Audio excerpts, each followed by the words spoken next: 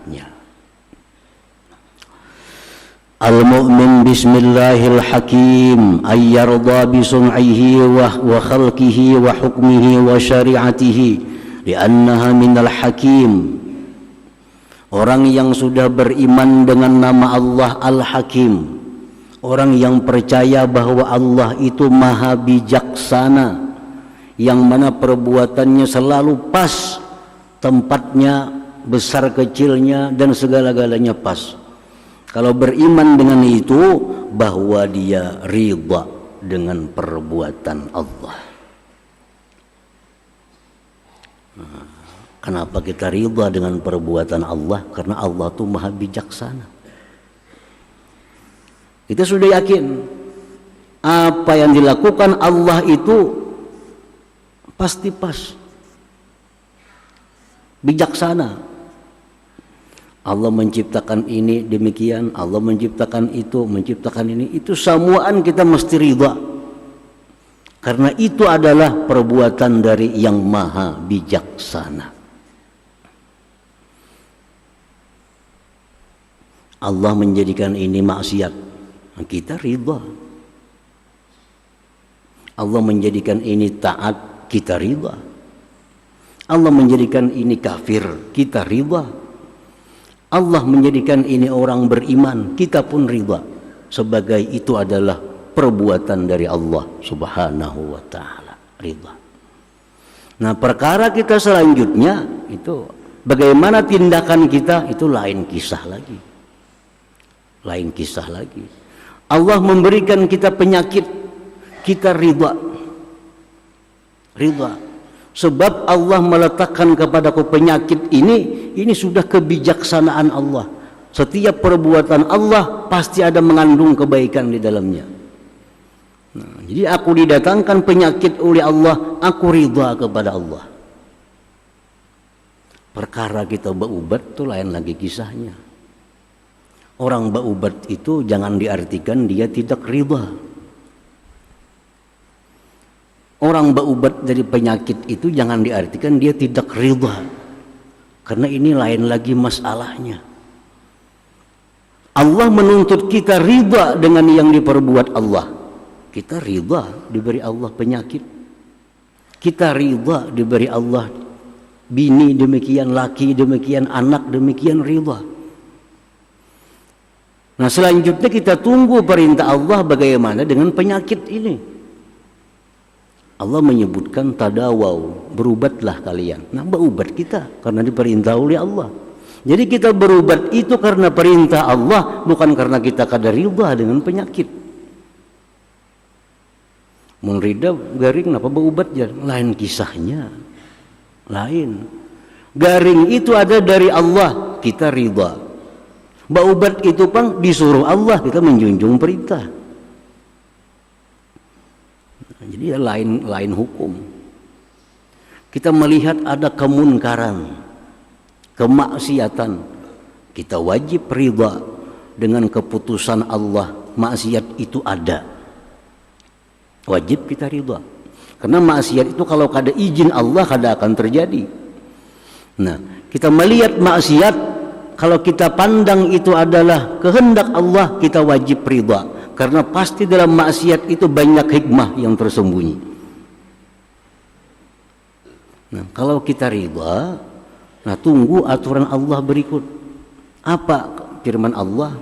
Cegahlah itu kemaksiatan. Nah, kita mencegah kemaksiatan ini bukan kadar ridha bahwa itu kehendak Allah, tapi kita mencegah maksiat itu, ini perintah Allah. Lain lagi hubungannya. Kita melarang maksiat bukan berarti kadar ridha. Ridha dengan Allah yang menciptakan maksiat, tapi kita cegah maksiat karena kita menjunjung perintah Allah Subhanahu wa taala. Nah, jadi kalau kita sudah beriman bahwa Allah itu maha bijaksana, segala apapun yang diciptakan Allah kita ridha. Karena itu sudah yang terbaik dari Allah Subhanahu wa taala. Perkara selanjutnya lain lagi. Kita bisi bini, bisi anak, nangka tujuh maksiat. Dilihatkan aku ridha dengan perbuatan Tuhan. Nah, ini salah mandak ridhanya. Ridha itu mandak ke atas. Anakku ahli maksiat, biniku ahli maksiat, aku ridha keputusan Allah demikian. Aku diberi Tuhan bini ahli maksiat, laki ahli maksiat, anak ahli maksiat, aku ridha diberi Tuhan. Ada perutis kepada Allah. Tetapi tunggu perintah Allah berikutnya apa? Kalau anak maksiat, bini maksiat, didik mereka. Nah, aku mendidik ini bukan kadar ridha, tapi menjunjung perintah Allah Subhanahu wa ta'ala. Wa hukmihi wa syariatih, dan ridha dengan hukum Allah dan syariat Allah. Allah menghukumkan demikian, kita ridha, jangan hendak membahas-bahas. Allah menghukumkan dalam kitabnya waris laki-laki dapat 2 bagian, perempuan dapat sebagian, kita ridha dengan hukum Allah. Kenapa Tuhan pilih belai-lain kayak menghukumkan sama pada anak lakian dapat 2, binian dapat 1, mana kada adil? Nah itu kita kada ridha ngarannya. Padahal ini hukum Allah paling pas sudah, paling pas. Nah, kita ridha Allah menghukumkan bini-bini dapat sebagian, laki-laki dapat 2 bagian, kita ridha ini hukum Allah yang mesti kita jalankan. Dalam Al-Quran Allah menghukumkan laki-laki boleh berisi bini 2, 3, 4. Bini-bini kada boleh, laki 1 aja. Ridha dengan hukum Allah. Jangan dibahas lagi nyamannya lakian dia boleh 4, binian kada boleh. Kan apakah itu? Ini sudah hukum Allah. Dan hukum Allah ini hukum yang sangat bijaksana dari yang maha bijaksana. Setiap yang dihukumkan oleh Allah Subhanahu wa ta'ala itu sudah bijaksana. Tinggal kita lagi wajib ridha. Tinggal kita lagi mencari apa rahasia hikmah di dalam hukum Allah Subhanahu wa ta'ala itu.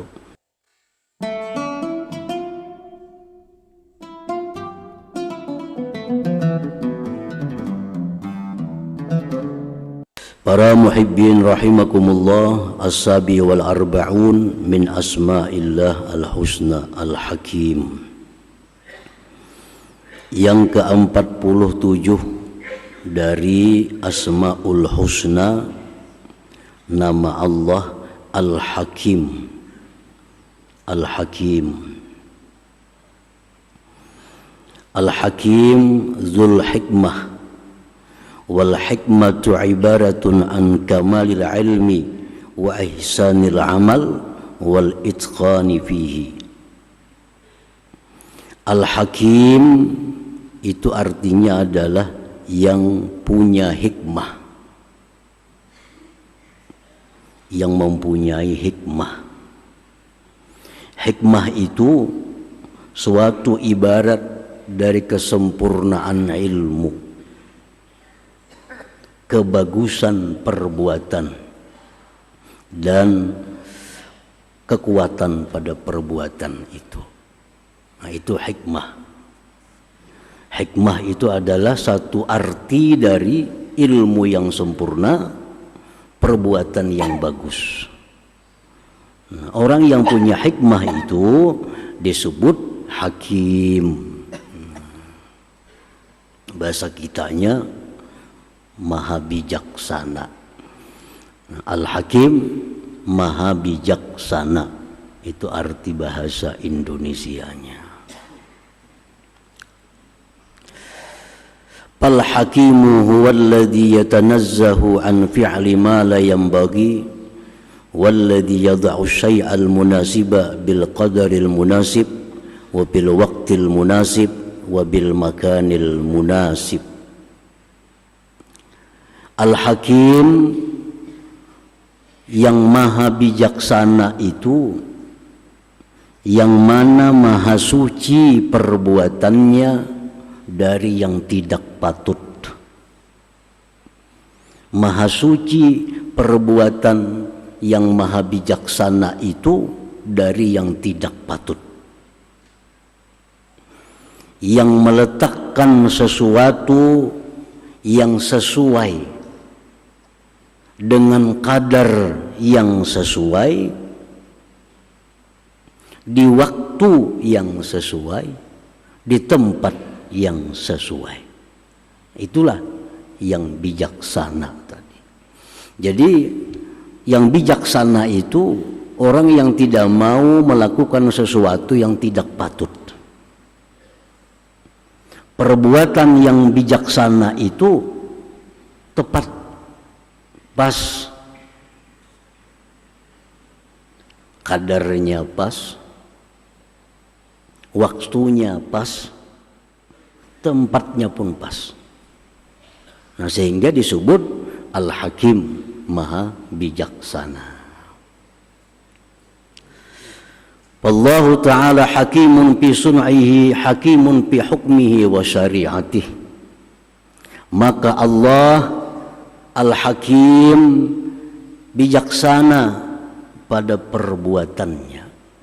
Tidak ada satu perbuatan pun dari perbuatan Allah yang tidak sesuai, yang tidak pas.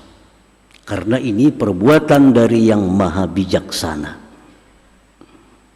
Hukumnya pun, syariatnya pun bijaksana. Allahu hakimun, Allah itu maha bijaksana, bisunaihi pada perbuatannya, wa khalqihi pada ciptaannya, wa hukmihi pada hukumnya, wa syariatihi dan syariatnya. Nah, itulah makna daripada Al-Hakim tadi. Dalam Al-Quran banyak disebut Al-Hakim, Al-Hakim ini. Antara lain Allah berfirman, narfa'u darajatim man nasha' inna rabbaka hakimun alim. Kami tinggikan derajat orang-orang yang kami kehendaki, bahwa Tuhan engkau itu hakim, maha bijaksana, alim, mengetahui. Manusia ada macam-macam kedudukan. Ada yang Allah tinggikan, narfa'u darajatim man nasha. Ada yang jadi pimpinan, ada yang jadi wakil pimpinan, ada yang jadi sekretaris, ada yang jadi bendahara, ada jadi anggota.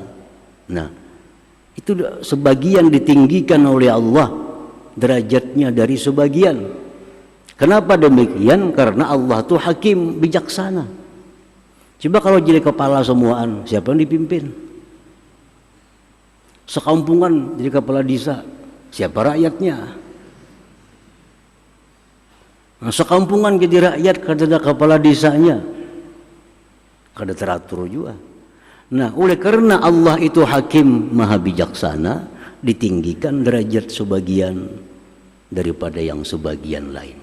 Nah, itu artinya hakim yang bijaksana. Para muhibbin rahimakumullah. Firman Allah lagi dalam surah yang lain, dzalikum hukmullah yahkumu bainakum wallahu alimun hakim. Yang demikian itu hukum Allah. Hukum Allah. Allah menghukumkan di antara manusia, dan Allah maha mengetahui, maha bijaksana.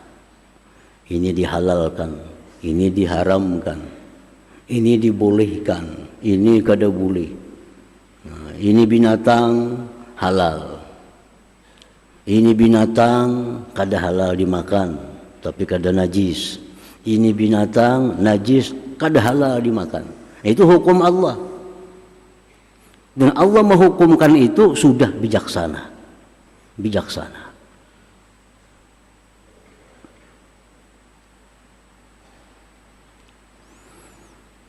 Dalam ayat yang lain lagi Allah berfirman, wa huwal qahiru fawqa ibadihi wa huwal hakimul khabir.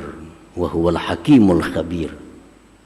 Allah Ta'ala itu, Tuhan engkau itu mengalahkan hamba-hambanya. Allah itu mengalahkan hamba-hambanya. Sehingga apapun kehendak kita kada akan bisa kalau kada sesuai kehendak Allah. Karena kita dikalahkan oleh Allah. Dan Allah itu maha bijaksana, maha mengetahui, mengabarkan. Nah, jadi ayat ini memberikan kesan kepada kita dua hal. Satu, Allah itu maha mengalahkan hambanya, sehingga tidak ada pun satu kehendak hamba yang terjadi kalau kada sesuai kehendaknya. Ini memberikan kesan kepada kita bahwa Allah itu sewinang-winang. Memberikan kesan kepada kita Allah itu semaunya. Karena Allah itu bila berkehendak apapun jadi. Kehendak hambanya kayak apa dia pun kehendak kada akan jadi bila kada cocok kehendaknya. Nah, ini menimbulkan pemikiran kesannya Allah itu sewinang-winang. Lalu ayat ini disambung dengan wahuwal hakim, dia bijaksana. Dia bijaksana. Wahuwal hakim, dia bijaksana. Walaupun Allah itu mengalahkan kita, tetapi Al-Hakim, dia bijaksana. Hukum Allah, tetapi hukum Allah itu bukan hukum semaunya Allah sehingga menimbulkan kesan hukum Allah itu keras, hukum Allah itu sedemikian rupa. Makanya Allah sambung ayat wahuwal hakim. Walaupun Allah membuat hukum, tapi hukum Allah itu hakim, bijaksana. Nah, para muhibbin rahimakumullah. Jadi dalam syariat Islam banyak sekali kita melihat bagaimana bijaksananya Allah dalam menghukumkan satu hukum, memberlakukan satu hukum kepada hamba-hambanya. Satu contoh daripada banyak contoh-contoh tentang bagaimana bijaksananya Allah. Di zaman Rasulullah SAW dekat masa dengan zaman jahiliyah. Kebiasaan orang jahiliyah Arab itu minum arak sama minum teh kita. Kebiasaan. Pagi minum arak, kena siang-siang minum arak. Nah, itu sudah jadi tradisi orang jahiliyah. Arak itu semacam minuman pokok mereka. Hampir tidak ada rumah-rumah penduduk Arab waktu itu yang kada punya tong dari arak. Semua ada bersimpanan arak. Nah, bagaimana Allah menghukumkan arak ini supaya manusia ini jangan lagi minum arak itu? Pertama, Allah menurunkan ayat Qul fihima ismun kabir wa manafi'u linnas. Ujar Tuhan, arak itu ada dosa, minum arak itu. Minum arak itu ada dosa. Tetapi minum arak itu ada pula manfaat keuntungan ekonominya. Arak satu sisi Allah mengatakan dosa, tapi di sisi yang lain arak ini adalah ada manfaat ekonomi. Ada penjual arak, ada pembikin arak, ada yang tukang bagi arak. Nah, itu manfaat ekonominya. Nah, lalu oleh karena ayat ini turun, sahabat-sahabat Nabi ini ada yang masih mau minum arak, ada yang sudah kada mau lagi minum arak. Sahabat Nabi yang memandang bahwa arak itu ada dosa, kada mau minum lagi. Tapi sahabat lain yang memandang arak itu ada manfaat bagi manusia, dia masih mau minum arak. Dan Allah pun belum tegas melarang arak itu, cuma hanya menjelaskan. Nah, ini sahabat sudah ada yang minum, ada yang sudah berhenti minum, karena ada ayat Tuhan yang demikian tadi. Nah, sehingga satu hari sahabat Nabi ini minum arak, lalu mabuk. sembahyang, jadi imam di kampungnya, jadi imam, membaca surah Qul ya ayyuhal kafirun a'budu ma ta'budun. Hai orang kafir, aku menyembah Tuhan yang kalian sembah. Tinggal la-nya. Mestinya kan la a'budu. Ini kada. Hai orang kafir, aku menyembah apa yang kalian sembah. Karena mabuk. Lalu Allah menurunkan ayat yang kedua. Ya ayyuhalladzina amanu la taqrabus shalah wa antum sukara hatta ta'lamu ma taf'alun ma taqulun.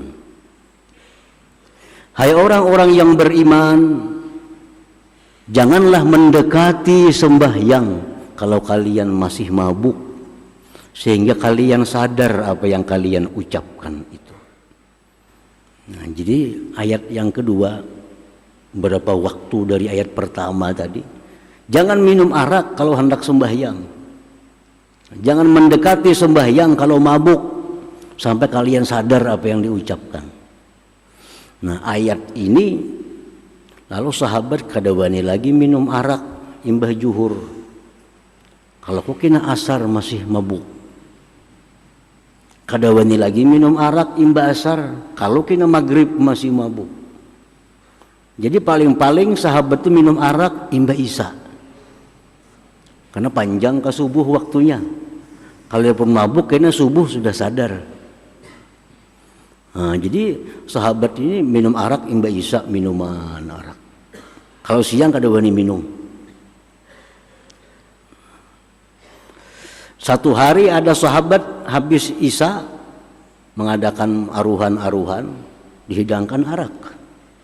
Karena subuh masih lawas. Minum arak sahabat ini. Mabuk, bekalahian akhirnya. Bepukulan sahabat. Nah, akhirnya Allah menurunkan ayat ya ayyuhalladzina amanu innamal khamru wal maisir wal ansabu wal ajsam rijsum min amali syaitan fajtanibuhu la'allakum tuflihun. Nah, ujar Tuhan, hai orang beriman, bahwa arak itu adalah kotor, perbuatan syaitan. Mulai saat ini berhenti minum arak kapanpun. Niscaya kalian beruntung. Nah, jadi dari sejak itulah arak kada diminum lagi oleh sahabat-sahabat Rasulullah. Dan diumumkan di negeri Madinah, mulai malam ini kapanpun dilarang minum arak. Lalu orang Madinah semuaan membuang arak, sehingga banjir kota Madinah dengan arak itu.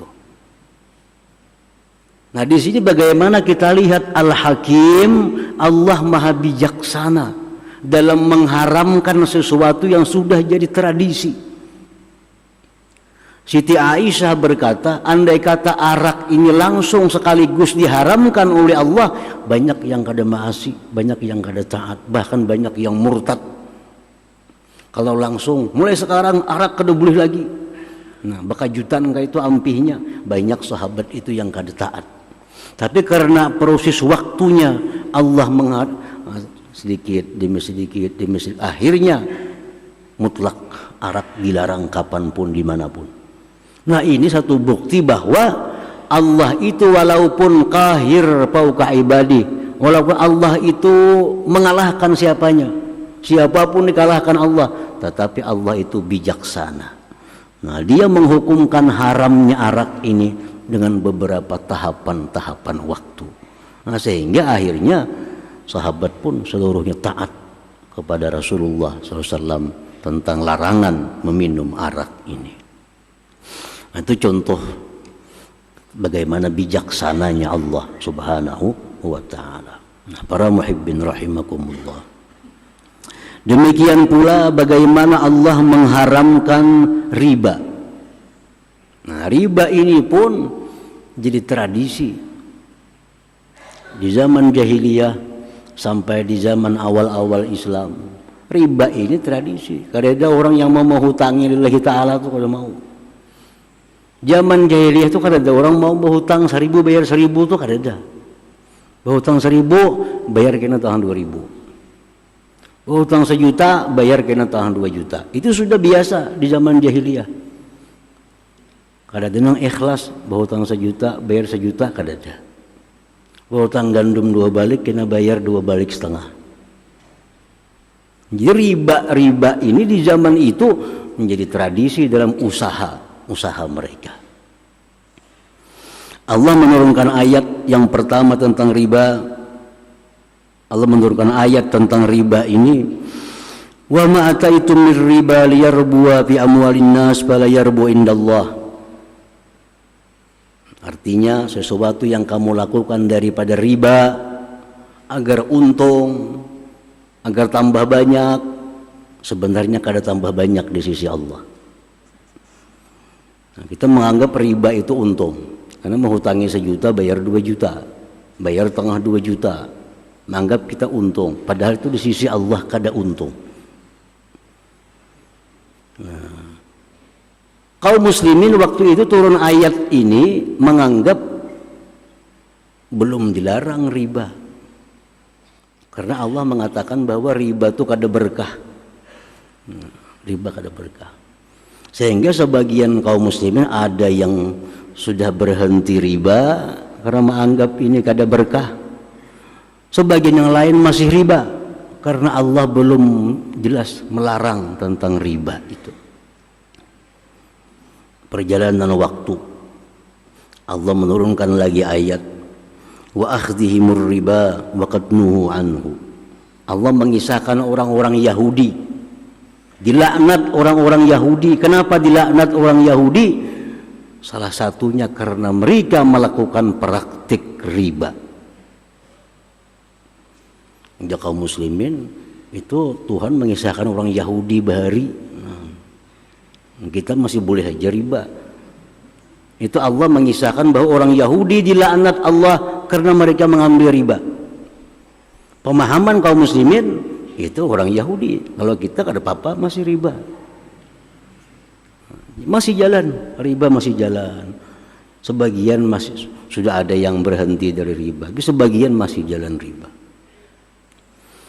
Dalam waktu yang berikutnya lagi Allah menurunkan ayat, ya ayyuhalladzina amanu la ta'kulur riba adha'afan mudha'afah wattaqullaha la'allakum tuflihun.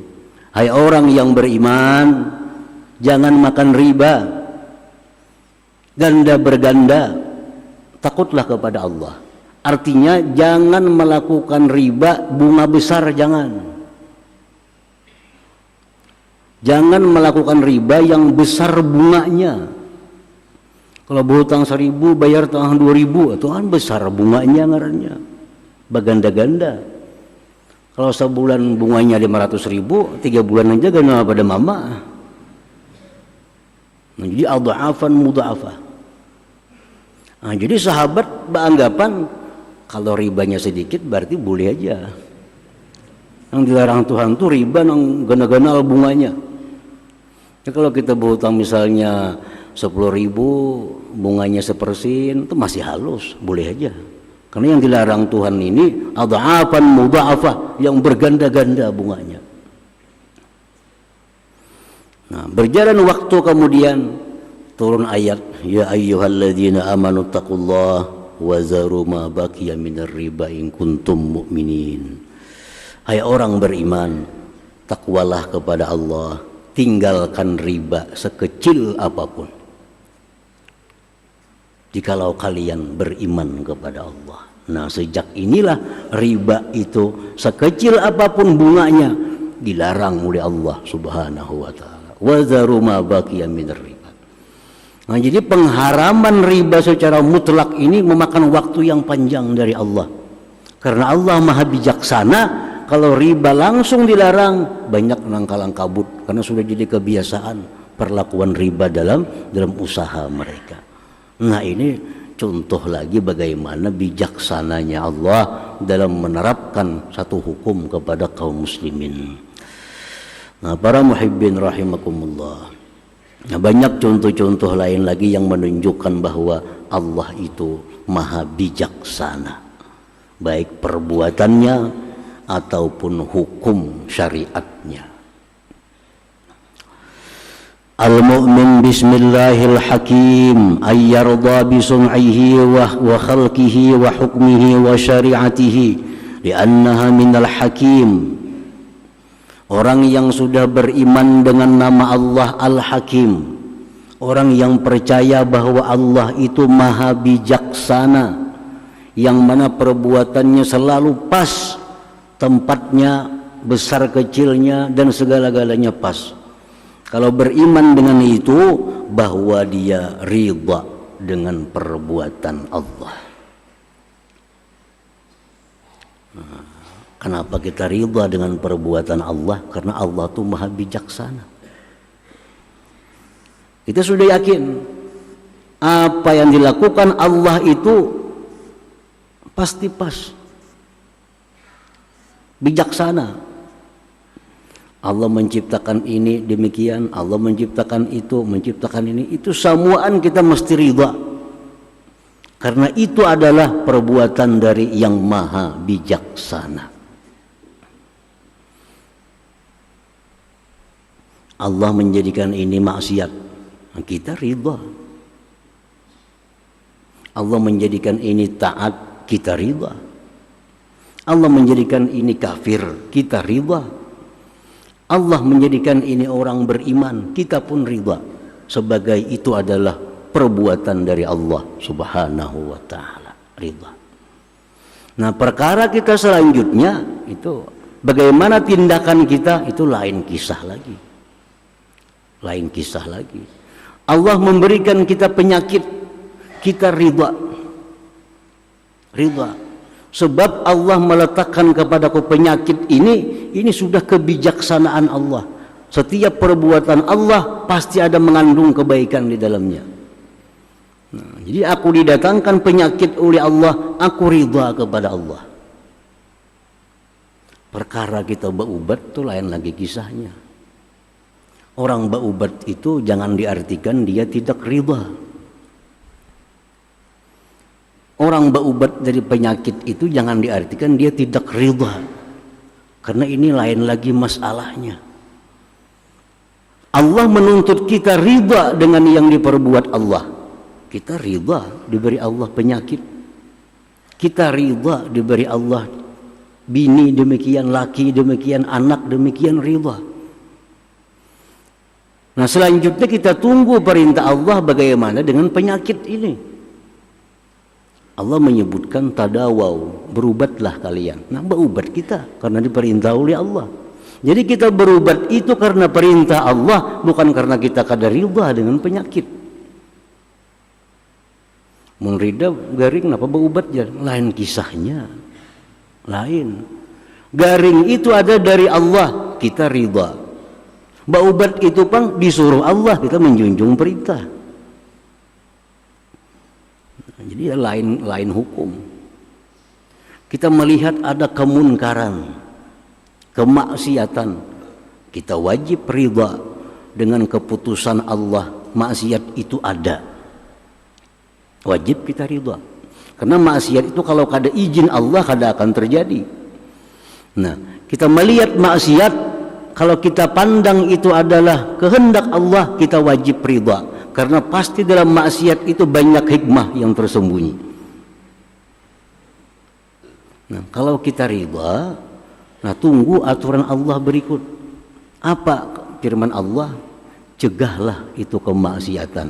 Nah, kita mencegah kemaksiatan ini bukan kadar ridha bahwa itu kehendak Allah, tapi kita mencegah maksiat itu, ini perintah Allah. Lain lagi hubungannya. Kita melarang maksiat bukan berarti kadar ridha.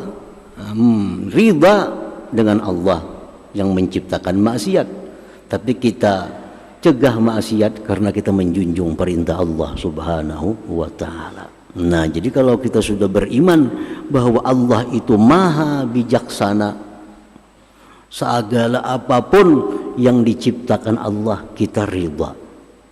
Karena itu sudah yang terbaik dari Allah Subhanahu wa taala. Perkara selanjutnya lain lagi. Kita bisi bini, bisi anak, nangka tujuh maksiat. Dilihatkan aku ridha dengan perbuatan Tuhan. Nah, ini salah mandak ridhanya. Ridha itu mandak ke atas. Anakku ahli maksiat, biniku ahli maksiat. Aku ridha keputusan Allah demikian. Aku diberi Tuhan bini ahli maksiat, laki ahli maksiat, anak ahli maksiat. Aku ridha diberi Tuhan. Kada protes kepada Allah. Tetapi tunggu perintah Allah berikutnya apa? Kalau anak maksiat, bini maksiat, didik mereka. Nah, aku mendidik ini bukan kadar riba, tapi menjunjung perintah Allah Subhanahu wa ta'ala. Wa hukmihi wa syariatih, dan riba dengan hukum Allah dan syariat Allah. Allah menghukumkan demikian, kita riba. Jangan hendak membahas-bahas. Allah menghukumkan dalam kitabnya waris laki-laki dapat 2 bagian, perempuan dapat sebagian. Kita ridha dengan hukum Allah. Kenapa Tuhan punya belai-lain kayak menghukum makan sama pada anak? Anak lakian dapat 2, binian dapat 1. Mana kada adil? Nah, itu kita kada ridha ngarannya. Padahal ini hukum Allah paling pas sudah. Paling pas. Nah, kita ridha. Allah menghukumkan bini-bini dapat sebagian, laki-laki dapat 2 bagian. Kita ridha. Ini hukum Allah yang mesti kita jalankan. Dalam Al-Quran Allah menghukumkan laki-laki boleh berisi bini 2, 3, 4. Bini-bini kada boleh, laki 1 aja. Ridha dengan hukum Allah. Jangan dibahas lagi nyamannya lakian dia boleh 4, binian kada boleh. Kenapakah itu?